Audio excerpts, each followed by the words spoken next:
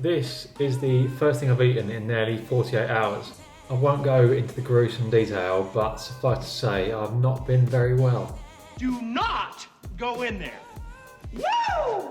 Anyway, before we get cracking on today's video, the guy who won the golf balls in my little giveaway thing has very kindly said he wants to donate his prize to charity. So, does anybody know any charities that accept golf gear as donations? I've got also an old bag and probably a few old clubs that I could give as well. So, if you know anywhere that does take that kind of stuff, let me know in the comments down below and I will send them the balls and anything else I can put together. Anyway, this video is about how to tell whether or not you should have golf lessons.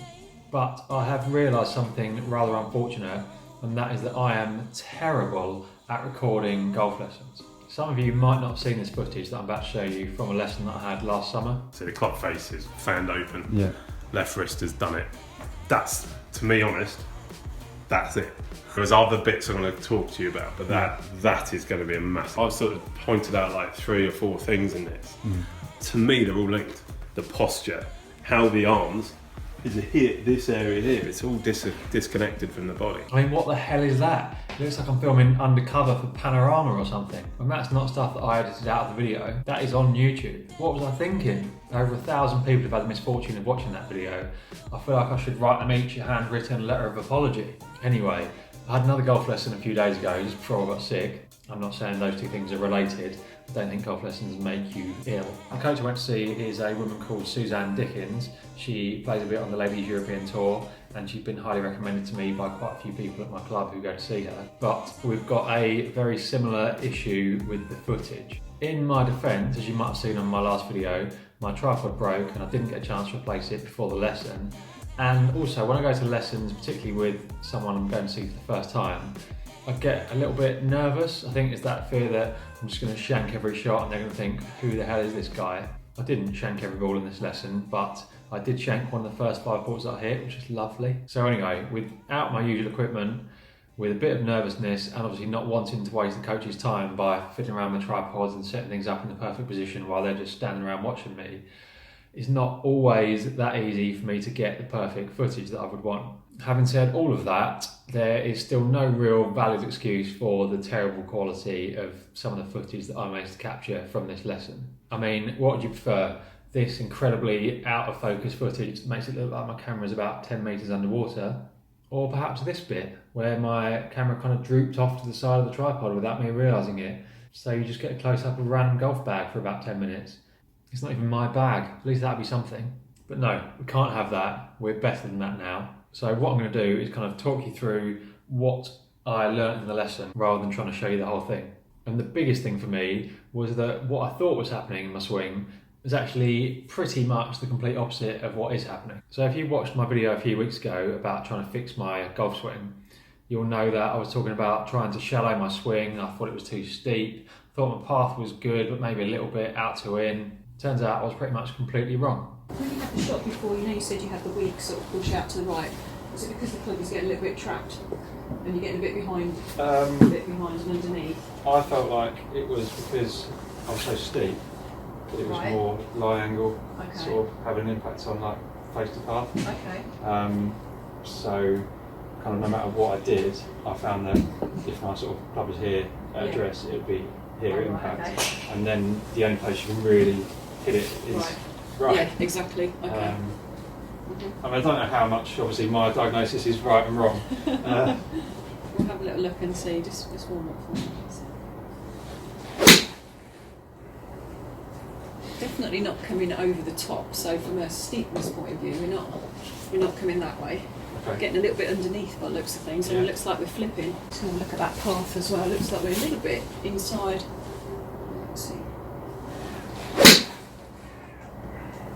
Look like we're getting a little bit into it and getting a bit stuck. I'd like to see you your exit path with your hands. I'd like to see them coming in a bit more left. Yeah. So you feel like you're exiting left a little bit more. Checking your distance away as well. Do you feel comfortable where you are? Distance from the ball? Yeah. I'd say it's where I'd normally be. I mean. Okay. I was just wondering if we might be a bit close. That was all, and so that's why we get in a little bit underneath when we come through. Yeah.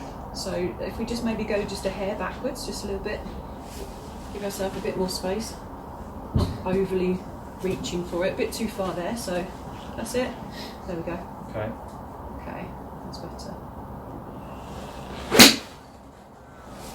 Sometimes, if your tool is, if we can get a bit too close to it, and then as we're coming through, you said you have that issue with a bit of an extension. Yeah. It could be that simply, look, because we're too close to it, we have to sort of do that and come in close. Otherwise, we're going to be coming really on the ball. Yeah. So if we're a bit further away, then we can get the bigger muscles and get our body rotating onto it a bit more. Right there. Yeah. And then hands sort of more passive and. Yeah, I feel like the exit's a bit more. Left exit on the way through. When you watch the golf, if you watch them pitching, you'll see all of them have got an exit in left, and they're going to be here. Yeah. So it's like the club and the hands are here, and the club's out here in front of you still, but the hands are feeling like the exit path is more. Should just keep that club face a bit more under control and get you on the target more. Yeah.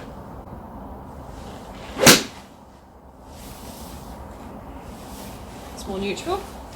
So I think really, basically, we just got a little bit close to it, and then we've got a little bit rotating the hands over, haven't we, as well? Yeah.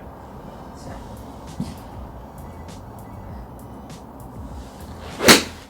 In the lesson, I found out that my club path is actually about 9 to 10 degrees into out, which is a lot. Whereas I thought I was kind of steep and chopping at it down here, I was actually getting quite stuck underneath and then flipping my hands through, swinging massively into out, in an attempt to square the club face. As a result of that, I was either hitting massive blocks or pull draws that were starting kind of round target or just left the target and then going further left, and I was hitting the occasional heavy shot.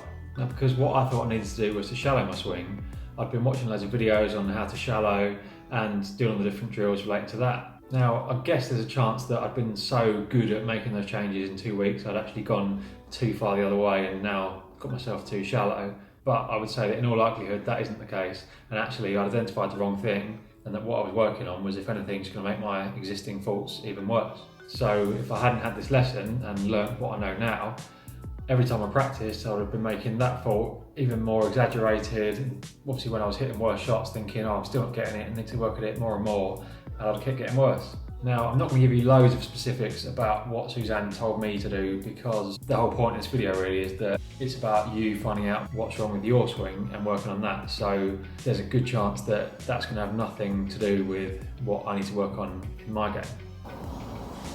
I want you to be able to have room when you turn through, so that when you're starting your downswing, you're going to get the feeling of there, so you're going to get the feeling of turning with the hips, and so that we're going to feel like we're in that position when we're hitting through, so we're not underneath. Yeah. Okay? Yeah. So quite a good exercise to help with that. You can practice this with this guys on the side of the range base. You just put your butt on the wall. Yes. Making your backswing so you've got right cheeks on the wall. Sliding down, left cheek on the wall. Yeah, I can get a bit of that. The extension, and then we're coming away from the wall. Yeah. So it just gets you the feeling of sort of more that and keeping in your posture, which is going to give you a good strike, isn't it? Yeah. So you're going to be returning back how you started. You're not changing the path, the angle, anything. So yeah, I've tried a bit of that because I noticed that my hips were obviously working that way. Yeah, you've got to rotate rather than slide. Yeah, exactly.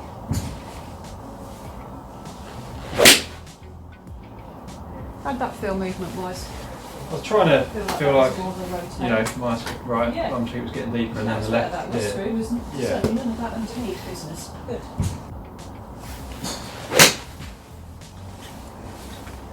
So does it feel like hands are doing nothing now? Less, yeah. I feel like More passive. yes, that's it. Yeah, the club face feels like more passive, so it's staying there rather than that. Exactly. It's much more solid. So when we're starting that downswing, first thing it's going to start is a little bit of rotation, so we're going to shift a little bit of weight onto that left side, so we're going to feel, some people like to think about it as the knee starting to turn outside the hip, but you get turning with the hip, so you get you turning onto the back of that ball a little bit more, so you're over it a little bit more with the upper body. We've just got a little bit slidey and underneath, and then you just lose that shape. Yes, I think the weight on my left side tends to go too much forward into my toe. Middle to heel part of the foot, so yeah. I guess my main point is that if there's even 1% or 0.5% of you that isn't completely sure what is wrong with your golf swing, go and have a lesson to find out. I know a bit about the golf swing and I can play to an okay standard. I've recorded my swing loads of times and I thought I was pretty sure what was going on and what was wrong with it, and I was totally wrong. If you're going to spend your time practicing to try and get better, why not have a lesson first to at least make sure that you're working on the right things? Otherwise, every ball that you hit on the range might actually be making you worse and not better. I also think that when you're going to have a good lesson, you come away from it with a kind of renewed vigour and enthusiasm and practice. I do anyway. I'm kind of thinking, oh, I'm really looking forward to going to work on that and see how much difference it makes and how much better it can make me as a golfer. And so if it makes you practice more, enjoy your practice more and work on the right things, then that is going to make you a better golfer. Whereas practicing the wrong things and getting worse is going to make you annoyed and not a better golfer. I'm going to wrap the video up here. So if you like the video, subscribe if you haven't already, and I'll see you in the future.